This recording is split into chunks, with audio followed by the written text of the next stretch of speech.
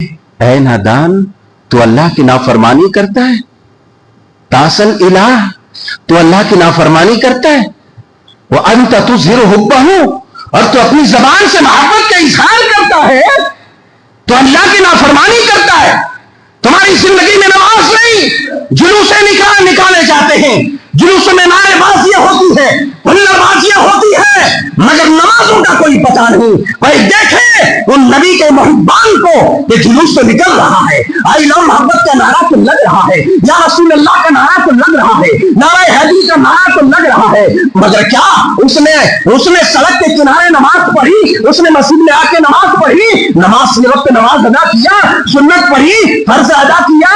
نہیں، اس نے اس روز تلاوت کی؟ نہیں، کوئی تلاوت نہیں، کوئی سنت کی ادائیگی نہیں، کوئی فرض کی ادائیگی نہیں، پھر بھی منافقوں کہو کہ آئی لو محبت، آئی لو محمد صلی اللہ علیہ وسلم، اور یہ کہ امت کو تکلیف میں، امت کو مصیبت میں مبتلا کر دو۔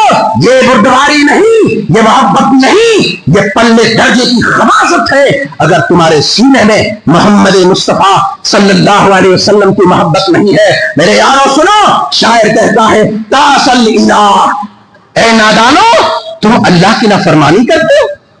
وَأَنْتَ تُظْهِرُ حُبَّهُ، اور کلمہ اپنے زبان سے محبت کا اظہار کرتے ہو۔ هَذَا لَعَمْرُكَ فِي الْقِيَاسِ وَدِيعُ، تیری عمر کی قسم، تیری عمر کی قسم، یہ تو بڑی ہی نامعقول بات ہے، یہ تو بڑی ہی نامناسب بات ہے۔ تیری عمر کی قسم، یہ تو بڑی نامعقول بات ہے، یہ تو بڑی نامناسب بات ہے۔ لو کان حبک صادقا لاطعتہ، لو کان حبک صادقا لاطعتہ، اگر واقعی تمہیں محبت ہے، اگر واقعی تمہیں محبت ہے تو البتہ تم ضرور ضرور اس کی اطاعت کرتے، اس کی فرما برداری کرتے، اس کے نقش قدم پر چلتے، اس کے بتلائے ہوئے راستے پر چلتے، اگر تمہیں واقعی محبت ہوتی۔